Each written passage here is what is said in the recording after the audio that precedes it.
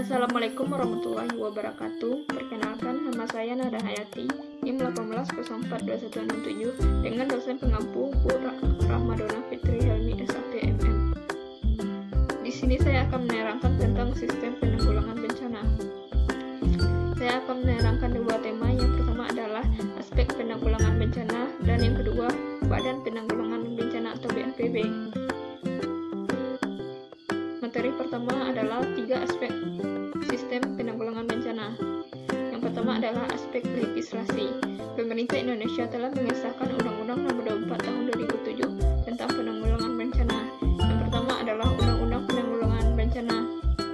Yang pertama, Undang-Undang Nomor 24 Tahun 2007 tentang penanggulangan bencana. Yang kedua, Undang-Undang Nomor 26 Tahun 2007 tentang penataan ruang. Dan yang ketiga, Undang-Undang Nomor 7 Tahun 2007 tentang pengelolaan wilayah pesisir dan pulau-pulau kecil.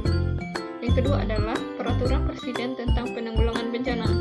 Yang pertama adalah Perpres Nomor 83 Tahun 2005. Yang kedua, Perpres Nomor 3 Tahun 2007. Yang ketiga, Perpres Nomor 8 Tahun 2008. Yang keempat, Perpres Nomor 70 Tahun 2012. Yang ketiga adalah Peraturan Pemerintah tentang Penanggulangan Bencana. Yang pertama, PP Nomor 21 Tahun 2008. Yang kedua, PP Nomor 22 Tahun 2008. Yang ketiga, PP Nomor 23 Tahun 2008. Yang keempat adalah Keputusan Presiden terkait penanggulangan bencana. Yang pertama, Kepres Nomor 3 Tahun 2011. Yang kedua, Kepres Nomor 111 Tahun 2001 tentang perubahan atas Kepres Nomor 3 Tahun 2001. Dan yang ketiga, Kepres Nomor 59 Tahun 2009. Yang terakhir adalah Peraturan Kepala BNPB. Yang pertama, Perka BNPB Nomor 1 Tahun 2009. Yang kedua, Perka BNPB Nomor 2 Tahun 2019. Yang ketiga, Perka BNPB Nomor 4 Tahun 2009. Selanjutnya adalah aspek kelembagaan. Secara formal, focal point lembaga di tingkat pusat untuk penanggulangan bencana adalah BNPB, sedangkan focal point penanggulangan bencana di tingkat provinsi dan kabupaten atau kota adalah BPBD. Dari sisi non-formal, forum-forum di tingkat nasional dan lokal dibentuk untuk memperkuat penyelenggaraan penanggulangan bencana Indonesia. Di tingkat nasional, terbentuk Platform Nasional atau Platnas yang terdiri dari unsur masyarakat sipil, dunia usaha, perguruan tinggi, media, dan lembaga internasional. Yang ketiga adalah aspek pendanaan. Yang pertama adalah dana DIPA yang bersumber dari APBN atau APBD. Yang kedua, dana kontingensi. Yang ketiga, dana on demand. Yang keempat, dana bantuan sosial berpola hibah. Yang kelima, dana yang bersumber dari masyarakat. Dan yang keenam, dana dukungan komunitas internasional. Selanjutnya, materi tentang Badan Penanggulangan Bencana atau BNPB.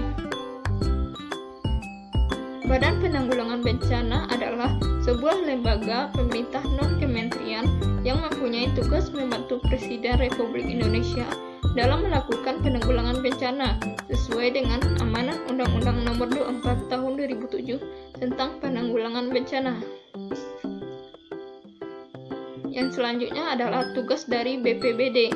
Yang pertama adalah memberikan pedoman dan pengarahan terhadap usaha penanggulangan bencana yang mencakup pencegahan bencana, penanganan tanggap darurat, rehabilitasi, rekonstruksi secara adil dan setara. Yang kedua adalah menetapkan standarisasi dan kebutuhan penyelenggaraan penanggulangan bencana berdasarkan peraturan perundang-undangan. Yang ketiga, menyampaikan informasi kegiatan penanggulangan bencana kepada masyarakat. Yang keempat, melaporkan penyelenggaraan penanggulangan bencana kepada Presiden setiap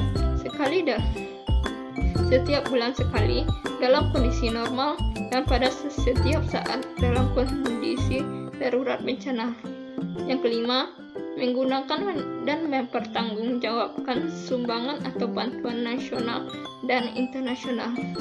Yang keenam, mempertanggungjawabkan penggunaan anggaran yang diterima dari anggaran pendapatan dan belanja negara.